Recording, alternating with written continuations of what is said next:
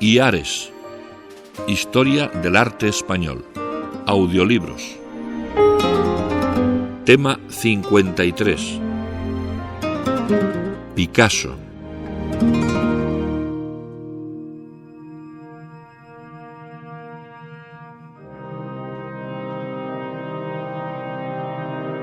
A lo largo de más de 70 años de actividad creadora, es decir, durante todo el periodo de desarrollo del arte actual, Pablo Picasso ha sido el centro de la vida artística de su tiempo. Nunca ha seguido reglas ni normas determinadas. Para él, el arte ha sido siempre una aventura en busca de una pintura nueva. Su producción ha sido una continua renovación. Por eso, encasillarle única y exclusivamente en las fronteras del cubismo es un grave error, ya que ha puesto su talento al servicio de la mayor parte de las tendencias pictóricas de nuestro tiempo.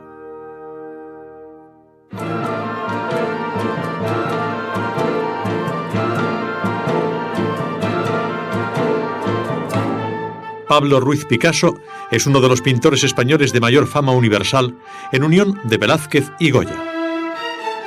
Nacido en Málaga el 25 de octubre de 1881, es hijo de José Ruiz Blasco, profesor de la Escuela de Artes y Oficios, y de María Picasso López.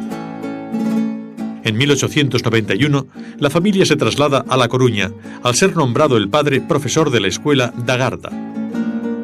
Bajo la dirección de su padre comenzó a pintar hacia 1893-94, trasladándose al año siguiente a Barcelona, al ser allí destinado su padre. Barcelona le ofrece una vida intelectual y cultural que le satisface. Allí frecuenta el café Els Quatre Gats, centro del grupo bohemio barcelonés. Animado por las noticias que llegan de París, la meca de las artes, decide visitar la ciudad del Sena. En la primavera de 1904, Picasso abandonó Barcelona para establecerse definitivamente en París. Está completamente fuera del periodo rosa y se encamina decididamente hacia nuevas experiencias plásticas. En 1907 pinta uno de los cuadros claves del arte contemporáneo, Las señoritas de Aviñón. Ha nacido el cubismo. En 1912 empezó a producir los collages con los que avanzó por un camino más allá del cubismo analítico. En 1917 Picasso da un sorprendente cambio hacia atrás. Sus pinturas se tornan enteramente realistas, casi tradicionales. Entra entonces en el mundo de la escena y sus personajes, llegando a frecuentar íntimamente la esfera del ballet hasta el extremo de conocer a la bailarina Olga Koklova, con la que contraerá matrimonio en 1918. Se inicia así la época clásica de Picasso, en la que sigue conjugando las obras del cubismo anterior. Durante ese mismo año se abre una nueva fase en el estilo clásico del malagueño, las pinturas sobre la maternidad. Su esposa Olga había dado a luz a su hijo Pablo. En 1924 retorna al estilo plástico puro del cubismo y pinta bodegones, tema que desempeñó siempre un papel importante en la obra picassiana. En una nueva etapa de la continuada evolución artística, Picasso metamorfosea la figura humana con una imaginación ajena a toda razón, dejándose guiar por el subconsciente y por lo mítico y fabuloso. Rompe con los tradicionales convencionalismos de la belleza humana y crea la imagen del hombre como un monstruo, imagen que en pocos años iba a tener confirmación histórica. Barcelona recibió en 1933 una nueva visita de Pablo Picasso, que amplió en 1934 a toda España. Al igual que tras su estancia en 1918, los toros son el tema dominante de una nueva serie de pinturas llenas de vitalidad y violencia. Ya antes había tratado la fiesta nacional en varias obras, pero ahora la concibe de un modo enteramente distinto. Es como el inicio de una evolución que culminará 3 años después en Guernica. Todo en esta pintura está orientado hacia la lucha feroz entre el toro y el caballo, como un símbolo de la furia, el dolor y el sufrimiento con que el artista malagueño acepta los acontecimientos políticos de la Europa de aquellos años, con la victoria incontenible del fascismo. En enero de 1937, en plena guerra civil, el gobierno republicano encarga a Picasso un mural para la decoración del pabellón español en la Feria Mundial de París. Poco antes de iniciar el boceto para esta obra, llegó la noticia del bombardeo de la villa de Guernica por la aviación alemana. Este suceso estimuló la imaginación de Picasso, que volcó toda su indignación y amargura en su obra. El pintor quiere que su cuadro sea una protesta contra el aspecto cruel e inhumano de las guerras.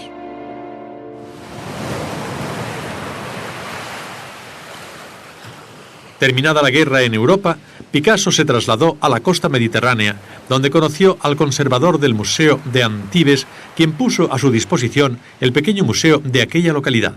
En compañía de François Gillot, pasó Picasso uno de los periodos más felices de su vida. Desde 1955, su vida transcurre tranquilamente en la Californie, su villa en Cannes, donde creará su segundo ciclo de variaciones sobre una obra clásica. Realiza hasta 15 versiones de Las mujeres de Argel, de Delacroix, y 2 años después, en 1957, interpreta a su modo Las meninas, de Velázquez. La escultura y la cerámica no fueron ajenas a la atención de Picasso. Su carrera como escultor es tan rica en invenciones como la pictórica, y durante el otoño de 1947, durante casi un año, produjo obras de cerámica en notable cantidad. He aquí un breve resumen de la vida y labor creativa de un artista español que durante más de medio siglo ha sido referencia en primer plano de la actividad artística mundial. Es posible que ningún otro haya sabido, como Picasso, poner en evidencia a través de su pintura los extremos del desarrollo del mundo contemporáneo. La angustia, el furor, el idilio, la desesperación, el pánico, la alegría, todo ha encontrado su representación en los pinceles de Pablo Picasso.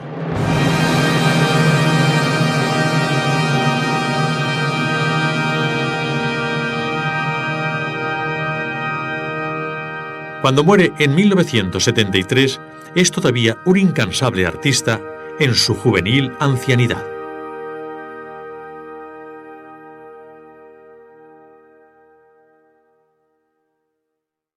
Café de Montmartre, colección particular, París.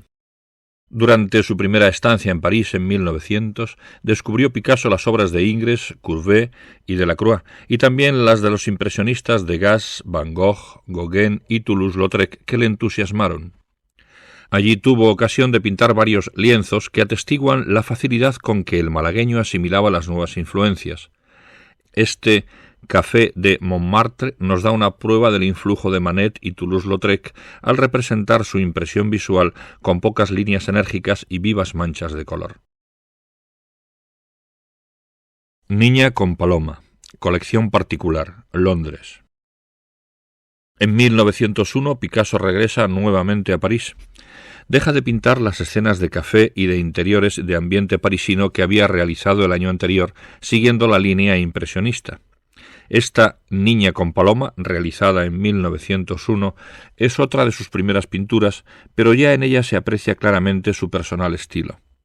Aquí las formas están representadas mediante simples contornos y los colores son armoniosos, combinándose en una serena gama de 3 matices, en la que dominan los tonos verdes. Resulta curioso observar que desde ahora, al firmar sus cuadros, pondrá solo Picasso, omitiendo el apellido paterno en favor del de su madre. La vida, Museo de Cleveland. Pronto nos descubre Picasso su faceta sentimental, cargada de pesimismo, en una serie de obras que tienen un denominador común. Con un dibujo fino, pero cargado de emotividad, nos presenta gentes de cuerpos escuálidos, mendigos, ciegos, músicos callejeros, dotados todos ellos, sin embargo, de un aire distinguido y una expresión inteligente, aunque melancólica. Casi todas sus obras, realizadas entre 1901 y 1904, ofrecen como tonalidad dominante un color azul frío que contribuye a dar esa sensación de pesimismo social y de una casi irremediable desesperación que emana de los temas tratados. Es la llamada Época Azul, un primer periodo completamente autónomo y original de la obra de Picasso. La mejor obra que produjo el pintor en este periodo es La vida, 1903, en la que esa sensación de miseria resulta muy acentuada por la austeridad del dibujo y la reducida paleta limitada a los colores fríos. La comida frugal, grabado al aguafuerte. Por estos mismos años hay que situar uno de sus mejores grabados al aguafuerte, La comida frugal, ejecutado en 1904, y cuyo tema es similar al de las composiciones de la época azul. Las técnicas gráficas han tenido gran importancia para Picasso, pero no se trata de estudios preliminares para obras ejecutadas posteriormente con otras técnicas. Sus dibujos, sus grabados son, por el contrario, enteramente independientes de sus obras pictóricas. Picasso concede al dibujo y al grabado en sus diferentes técnicas la misma importancia que a la pintura. Ha practicado, además del dibujo y del grabado al aguafuerte, la litografía y el óleo. Familia de Saltimbanquis, Galería Nacional de Washington. En la primavera de 1904, Picasso abandonó Barcelona para establecerse definitivamente en París. En Montmartre arregló una destartalada edificación y allí, en el Bateau Lavoir de la Rue Ravignan, residió hasta 1909. Poco después, el pesimismo inspirador de las obras anteriores va cediendo en intensidad. El dibujo se torna más blando y el modelado se hace más sencillo. Ahora usa una nueva tonalidad en sus pinturas. Es la época rosa, 1905-1906. Las figuras dejan ahora de moverse en un espacio vacío e inhabitable como en el período precedente. El tránsito de una a otra etapa viene marcado por esta Familia de Saltimbanquis, 1905, cuyo tema, la vida de los personajes del circo, será el dominante en las obras de este período. Sus pinturas se apartan del pesimismo social para sugerir una lírica tristeza. Esa tristeza de los que viven bajo la lona con la finalidad de que las demás personas se alegren y olviden su propia tristeza. Retrato de Gertrude Stein, Museo Metropolitano, Nueva York. En 1905 Picasso conoció a Guillaume Apollinaire, que se convertiría en uno de sus amigos más íntimos, a la vez que en uno de los principales defensores de la nueva forma pictórica que está germinando. También por estos años conoce el malagueño a Braque y a Derain. A la muerte de Cézanne se celebra en París una exposición antológica de sus obras y otra de los Fauves, capitaneados por Matisse. Si estos le animan a volver la espalda al naturalismo impresionista, el constructivismo de Cézanne, con su simplificación de las formas, le indica el camino hacia los volúmenes geométricos. Hay, además, un nuevo factor. La escultura negra africana que ahora se pone de moda en París le descubre un arte muy antiguo formado sobre esas mismas premisas y, a pesar de su esquematismo, dotada de intensa expresividad. Picasso realiza ahora numerosas cabezas inspiradas en las máscaras africanas de la Costa del Marfil. Podría incluso hablarse de una época negra. Picasso ya está completamente fuera del periodo rosa y se encamina rápidamente hacia nuevas experiencias plásticas. En 1906 realiza el retrato de Gertrude Stein como un gesto de agradecimiento hacia una de las primeras personas que le ayudaron en sus primeros momentos parisinos comprándole cuadros. Repetidas veces, la señora Stein posó para el artista, pero éste no quedó satisfecho del rostro de la escritora americana y decidió interrumpir su trabajo. Pasó unas vacaciones en España y su estilo comenzó a cambiar. Del meticuloso tratamiento de los detalles pasa ahora a una concepción sintética y más amplia de la forma. De regreso a París, y sin necesidad de tener delante al modelo, Picasso pintó el rostro, cuya dureza le hace semejante a una máscara y contrasta rigurosamente con el resto del retrato. Las señoritas de Avignon, Museo de Arte Moderno, Nueva York. Ya está Picasso en el camino del cubismo.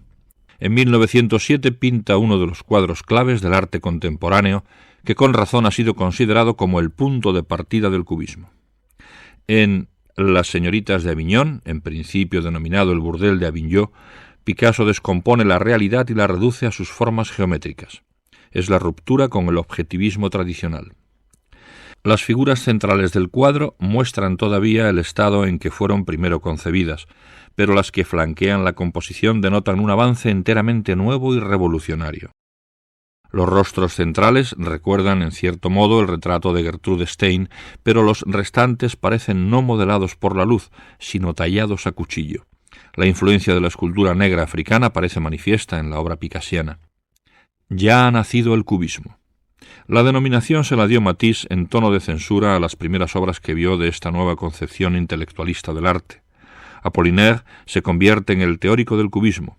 Junto con Picasso, los principales representantes del cubismo serían Juan Gris, Jorge Braque, Fernando Leger, Picabia, Ortiz de Zárate, Gleices, etc.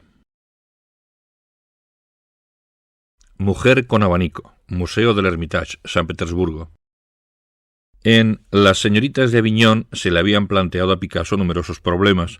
Por ello, durante un tiempo el artista se dedicó a resolverlos. Una de las obras en donde Picasso desarrolló y enriqueció lo que había aprendido desde su obra anterior fue en la Mujer con abanico, 1908, realizada con un tratamiento escultórico de las masas extraído de las máscaras y esculturas primitivas africanas. A ello contribuyó la limitación de su paleta a unos pocos tonos castaños, rojizos y ocres. El tratamiento de la tercera dimensión desempeña ahora un papel central en sus pinturas. Todo está reducido a elementos rigurosamente geométricos. Paisaje de Horta de Ebro, colección particular, París.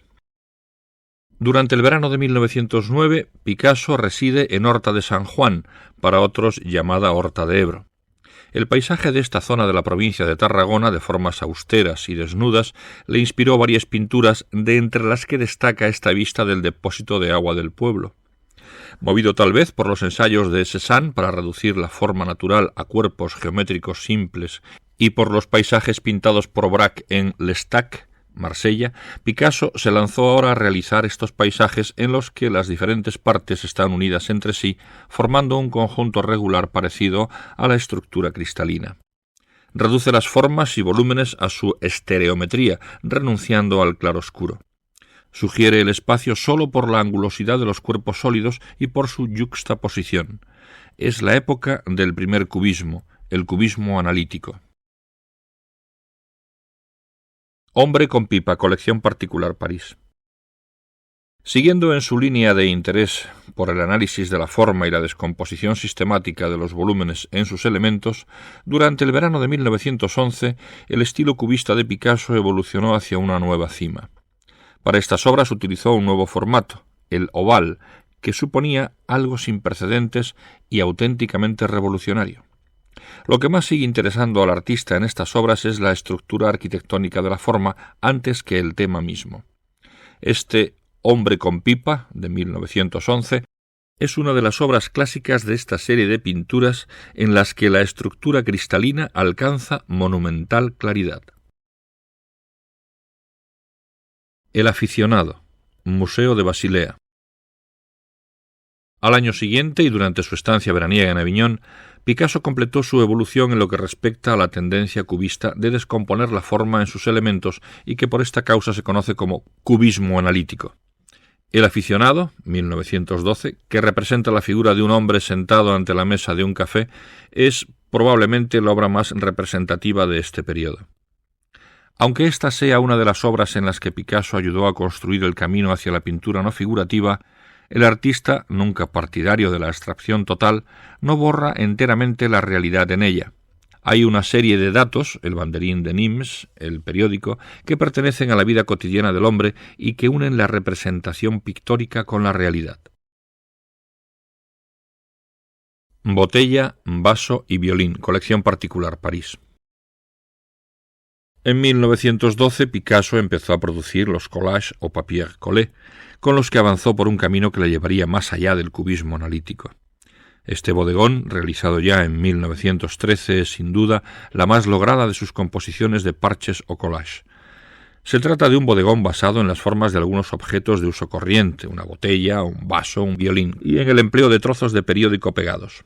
Son el primer paso hacia el cubismo sintético, en el que además el colorido es cada vez más monocromo.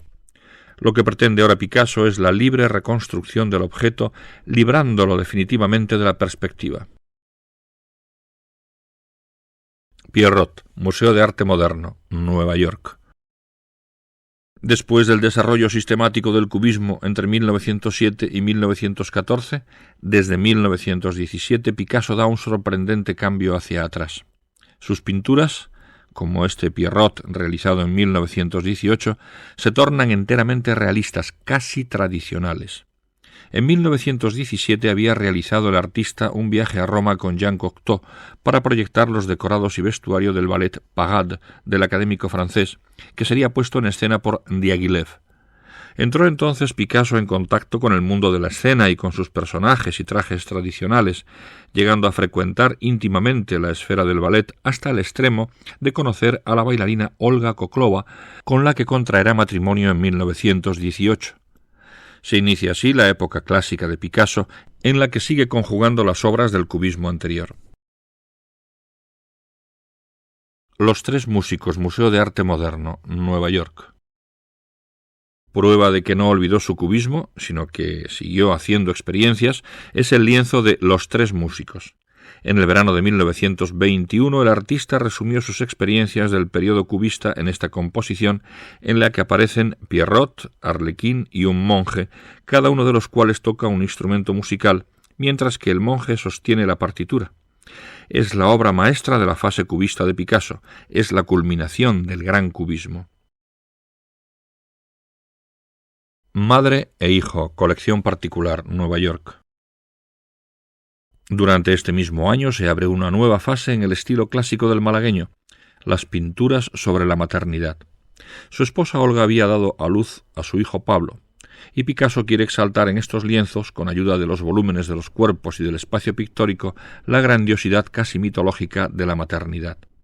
Al mostrar en oposición los volúmenes y el espacio pictórico, las figuras dan la sensación de tener unas dimensiones gigantescas, sensación que se patentiza de manera notoria en esta Madre e hijo de 1922. Pablo vestido de payaso, colección del artista.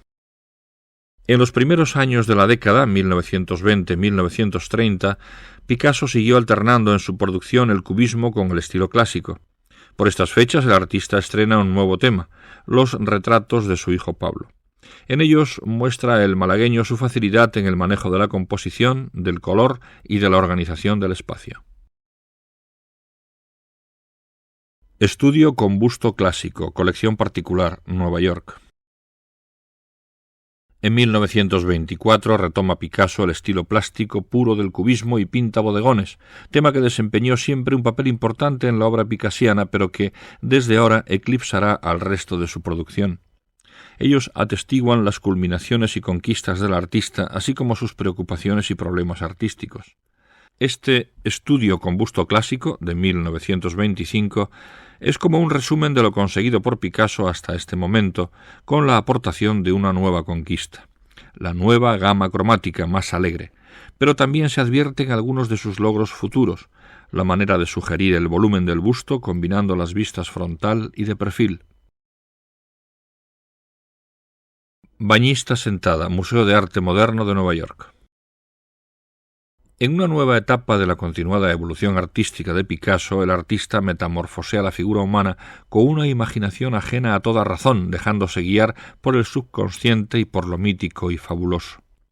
Esta bañista sentada es un ejemplo de lo que en la obra de Picasso ha sido denominado periodo de los monstruos o de las metamorfosis, que se desarrolla entre 1929 y 1931.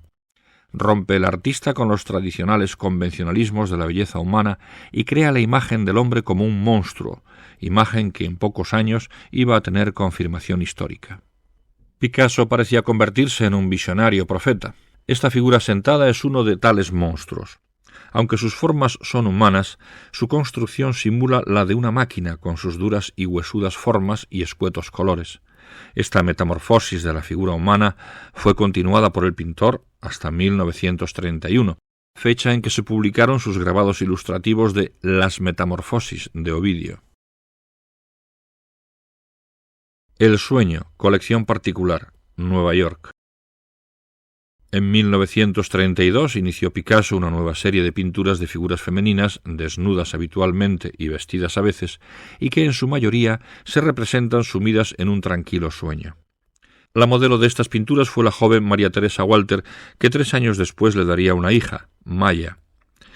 Gracias a su nueva modelo, el artista recobró la paz tras la etapa de las monstruosas figuras de años precedentes. La composición resulta ahora más equilibrada y extremadamente rica en invención pictórica.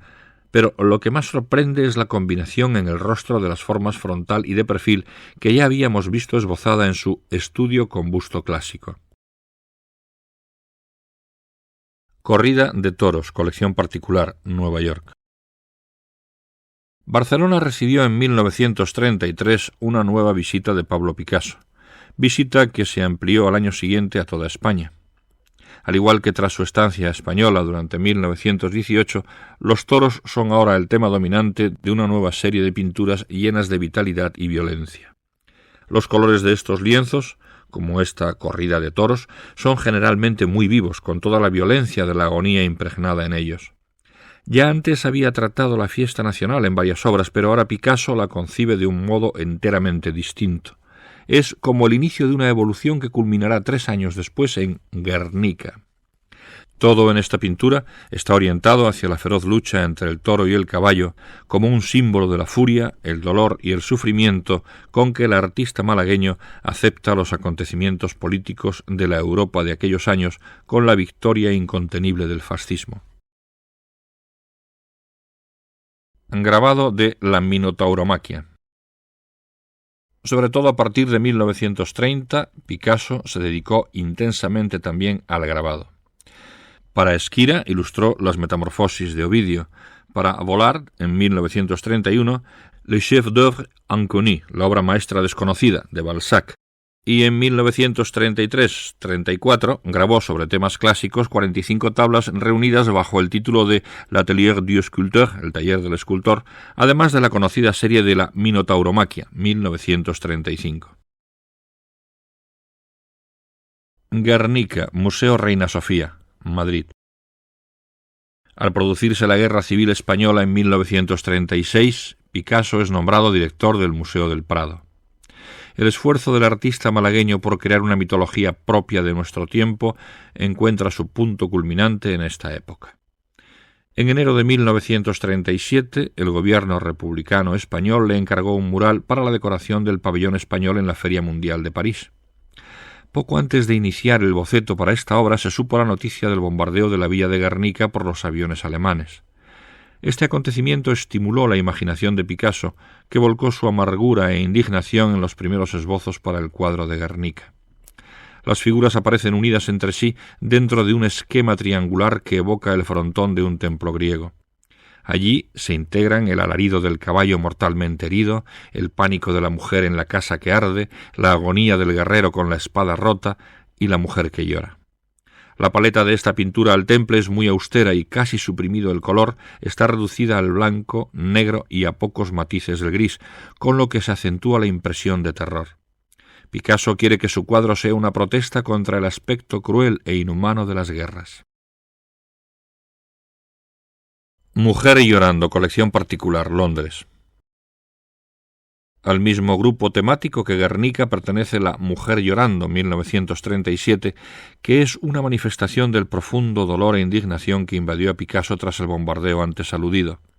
El pañuelo que la mujer está mordiendo en su dolor es una nueva invención que se une a la trágica expresión de su rostro. El sentimiento del artista es similar al de la obra anterior, pero, en cambio, difieren ambos lienzos por la estridente disonancia de los colores que, por otra parte, ayudan a elevar el dramático conflicto hispano a la categoría intemporal del mito. Bodegón del Cazo Azul, Museo de Arte Moderno, París. La tranquilidad que invade el ánimo de Picasso al producirse la liberación de París por las fuerzas aliadas en agosto de 1944 se hace perceptible en sus obras. De esta época son la serie de vistas de París, la copia libre de la Bacanal de Poussin y este buen Bodegón del Cazo Azul, de 1945, en el que jarra, candelabro y cazo están expresados en un lenguaje sencillo, pero típico del inmortal español. La alegría de vivir, Museo de Antibes. Terminada la guerra en Europa, Picasso se trasladó a la costa mediterránea, donde conoció al conservador del Museo de Antibes, quien puso a su disposición el pequeño museo de aquella localidad. El artista se sintió encantado de la colección instalada en el castillo de Grimaldi, y allí, en compañía de François Julot, pasó uno de los periodos más felices de su vida. Sus obras manifiestan una alegría de vivir que contrasta vivamente con la pesadumbre de los lienzos contemporáneos de Guernica. Durante su estancia en Antibes pintó esta Alegría de vivir, 1946, cuya composición, también aquí definida por el triángulo de un frontón, recuerda a Guernica, pero la diferencia de contenido emocional es muy grande. Centauros y cabras retozan y tocan la flauta en torno a la mujer que danza. Las Meninas, colección del artista. Los años que siguieron a la Alegría de vivir y a otras obras ejecutadas en Antibes conocieron una intensa creación artística de Picasso. Desde 1945 se dedica a la litografía y en 1946 se entusiasma por la cerámica. Luego siguió haciendo copias libres de obras de arte del pasado. Ya había probado con la Bacanal de Poussin. Ahora tomará como modelos el retrato de un pintor, de El Greco, Museo de Sevilla, y Las muchachas a orillas del Sena, 1950, de Courbet, obras que traduce a su estilo personal. Pero los acontecimientos mundiales vinieron a truncar la tranquilidad del artista. Se desencadena la guerra de Corea y Picasso se alza contra la barbarie. Pinta entonces La matanza de Corea, 1951, y al año siguiente dos grandes composiciones para la capilla de Vallauris que muestran el dilema en que se encuentra el pintor. Se titulan Guerra y paz. Desde 1955 su vida transcurre tranquila en La Californie, su villa de Cannes, donde, además de pintar varias veces el tema del estudio del pintor, va a crear su segundo ciclo de variaciones sobre una obra clásica. En 1955 realiza hasta 15 versiones de Las mujeres de Argel de Delacroix y en 1957 interpreta a su modo Las Meninas de Velázquez. La tauromaquia. Varias veces Picasso realizó dibujos para ilustrar otras tantas publicaciones. Unas veces eran ilustraciones en litografía, linóleo, aguafuerte, punta seca, otras, como en este caso, dibujos a pincel con aguatinta dotados de un gran dinamismo y calidad pictórica. Parecen tanteos previos para la realización de una composición posterior. En 1959 realizó 26 aguatintas sobre el tema taurino para ilustrar la tauromaquia, en las que recoge las principales suertes de la fiesta de los toros, como esta del caballero rejoneador alanceando a un toro. Mujer con perro, colección particular, París. A los 80 años todavía Picasso conserva intacto su poder de creación. En 1961 vuelve al tema de las variaciones sobre obras clásicas y ahora elige Le déjeuner sur l'herbe de Manet, el desayuno sobre la hierba. Entre sus obras más recientes pueden distinguirse tres grandes ciclos: el de la mitología, al que se vinculan varias telas sobre el tema del rapto de las Sabinas, 1962, el del pintor y la modelo, y una serie de retratos de su nueva esposa Jacqueline Roch, con la que ha contraído matrimonio en 1961. En el otoño de 1962 realizó varios retratos de esta última serie, a la que pertenece este Retrato de mujer con perro. El pintor y su modelo.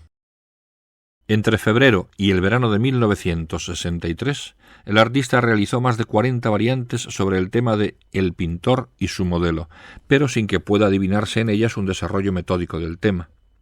Son una clara demostración del afán de continua búsqueda de lo artístico que parece invadir a Picasso. Lo más sorprendente del tema es el hecho conocido de que Picasso casi siempre pinta sin modelo. El pintor trabajando.